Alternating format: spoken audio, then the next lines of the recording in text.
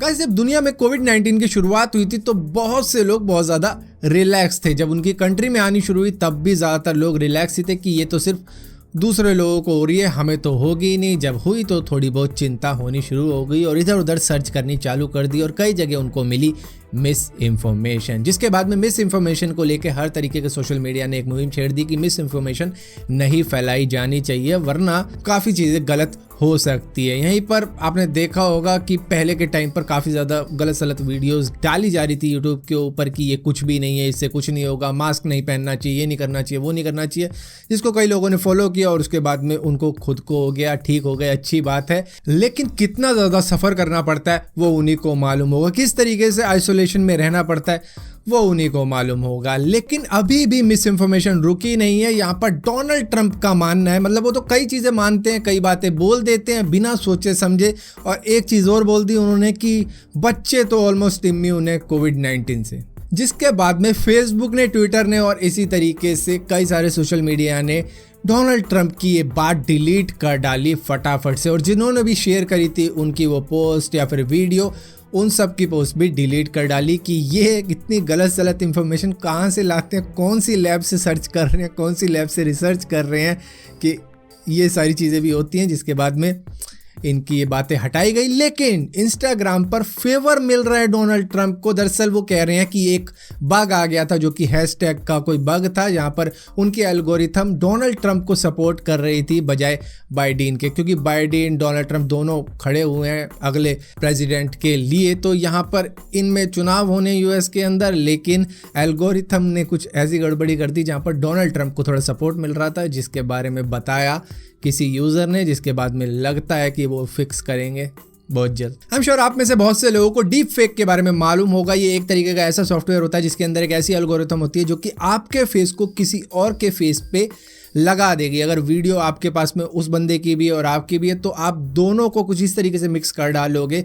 हालांकि रेंडरिंग में काफ़ी ज़्यादा टाइम लग जाता है, मैंने खुद ट्राई करके देखी थी, आधे पौने घंटे चला के देखी, इतना बेटर रिजल्ट नहीं मिला। लेकिन जो लोग 8-10 घंटे की रेंडरिंग करते हैं उनको काफ़ी बढ़िया रिजल्ट देखने को मिल जाता है इसके अंदर, जहाँ पर आप अगर वो वीडियो देखोगे तो आप काफ़ी हद तक पहचान नहीं पाओगे कि ये जो फेस है ये नकली है और ये जो बात कह रहा है बंदा ये नहीं कह रहा बल्कि कोई और कह रहा है। तो इस तरीके की चीज़ें होती रहती है इस सॉफ्टवेयर के ज़रिए, जहाँ पर टिकटॉक ने कहा है हम डीप फेक को पूरी तरीके से बैन कर देंगे ताकि इस तरीके की मिस इन्फॉर्मेशन कोई भी फैलाए ना यूएस के इलेक्शन के अंदर, जहाँ पर मतलब थोड़ा मक्खन लगाने वाली बात लग रही है इनकी तो, कि मतलब हम इलेक्शन में कोई भी ऐसी चीज़ नहीं होने देंगे। क्योंकि डीप फेक से कोई भी अगर मान लो जानता है डोनाल्ड ट्रंप की मिमिक्री या बाइडेन की मिमिक्री जानता है और वो उन्हीं के फेस के ऊपर अपनी मिमिक्री कर डालता है डीप फेक के ज़रिए, जहाँ पर मतलब बोलता वो है लेकिन वो डोनाल्ड ट्रंप का फेस लगा देता है उसके बाद में, या फिर बाइडेन का फेस लगा देता है। और इसी तरीके की एक वीडियो आई थी जहाँ पर बराक ओबामा का फेस यूज़ किया गया था और उन्हीं की मिमिक्री करके किसी ने कुछ बोल दिया था।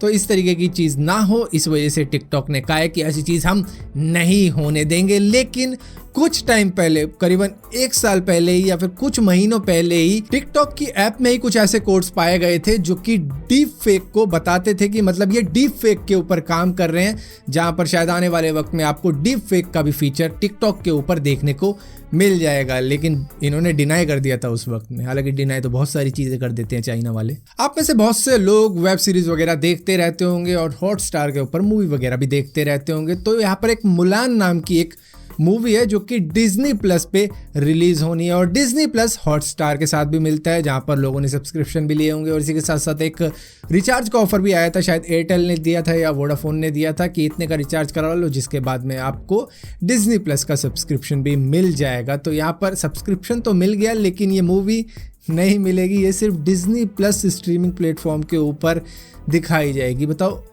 तो मतलब क्या है फिर डिज्नी प्लस हॉटस्टार का, कुछ समझ नहीं आया। और यहीं पर लास्ट पास एक ऐसी सर्विस है जो कि बता सकती है आपको कि आपका पासवर्ड कहीं किसी डार्क वेब के ऊपर तो नहीं बेचा जा रहा है और आपके अकाउंट के साथ में, मतलब ये चीज़ आपको ये सर्च करके बता सकती है। तो ये मोबाइल के ऊपर भी मौजूद है, ब्राउज़र के ऊपर भी मौजूद है और भी जो भी प्लेटफॉर्म होते हैं वहाँ पर भी ये मौजूद है। और यहीं पर दोस्तों आप में से जो भी लोग महंगे फ़ोनों का शौक रखते हो उनके लिए आ चुका है एक और महंगा फ़ोन जो है सैमसंग की तरफ से गैलेक्सी नोट 20। और इसी के साथ साथ गैलेक्सी नोट 20 अल्ट्रा। पैसों की बात बाद में करेंगे क्योंकि आपके पास में बहुत पैसा है। तो स्नैपड्रैगन 865 प्लस प्रोसेसर दोनों में ही देखने को मिलेगा और इसी के साथ साथ एड्रीनो 650 का जीपीयू दोनों के ही अंदर मिलेगा। दोनों में अंतर क्या होगा? देखो, एक तो पैसों का अंतर होगा। नोट 20 अल्ट्रा करीबन 1,05,000 का पड़ने वाला है इंडिया के अंदर और इसकी प्री बुकिंग भी चालू हो चुकी है। और नोट 20 का पड़ेगा आपको रेट 78,000 का। और दोनों में अंतर पैसों का तो बता दिया, लेकिन एक में 8GB रैम मिलेगी, एक में 12GB रैम मिलेगी, एक में 120 हर्ट्ज का रिफ्रेश रेट होगा और एक में 60 हर्ट्ज का रिफ्रेश रेट होगा। बैटरी का अंतर रहेगा कि बैटरी 200 mAh ज़्यादा होगी और कैमरे में काफ़ी ज़्यादा इंप्रूवमेंट देखने को मिलेगी। किस में? ऑफकोर्स महंगे वाले में। और यहाँ पर दोस्तों अगर इंटेल की बात की जाए तो बेशक से वो अपना खुद का 5G मॉडेम अब तैयार खुद से नहीं कर रहे हैं, लेकिन अब उन्होंने मीडियाटेक के साथ में पार्टनरशिप करके अनवील कर दिया है 5G लैपटॉप चिप, जो कि हाईली एफिशिएंट होगी पावर कंजम्पशन के मामले में और वो अब लैपटॉप की बैटरी को पहले की तरीके से ड्रेन नहीं करेगी, जो भी अब आने वाले लैपटॉप होंगे उनके साथ में। वहीं पर दोस्तों मिडिल ईस्ट की एक कंट्री है जिसको लिबनान कहा जाता है, जिसके बैरूट पोर्ट पर एक बहुत बड़ा एक्सप्लोजन हुआ है जिसके बारे में आपको पता ही लग गया होगा, लेकिन मैं आपको एक शॉर्ट समरी समझा देता हूं कि ये किस तरीके से हुआ था और कहां से आया इतना सारा ये एक्सप्लोसिव।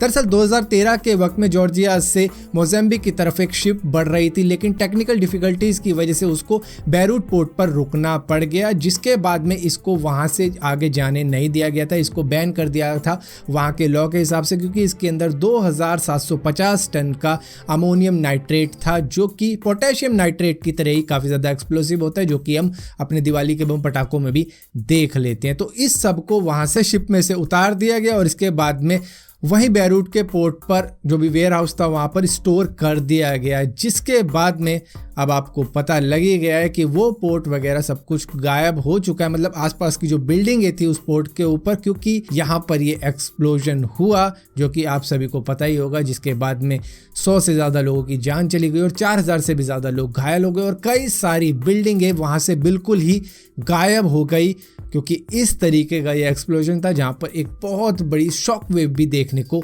मिली थी। खैर यहाँ पर दोस्तों इस वीडियो के अंदर इतनी अपडेट थी, हालांकि अपडेट और भी ज़्यादा थी जो कि मैं कल आपको बताऊंगा। फिलहाल के लिए ये वीडियो काफ़ी ज़्यादा लंबी हो चुकी है, तो इसको यहीं पर ख़त्म करते हैं। फिलहाल के लिए इसी टाइप की और भी वीडियो देखने के लिए इस चैनल को सब्सक्राइब जरूर करना और भी इन्फॉर्मेशन पाने के लिए बेल का आइकन जरूर दबाना, वरना आपको मालूम नहीं चलेगा मैंने कोई वीडियो डाली भी है।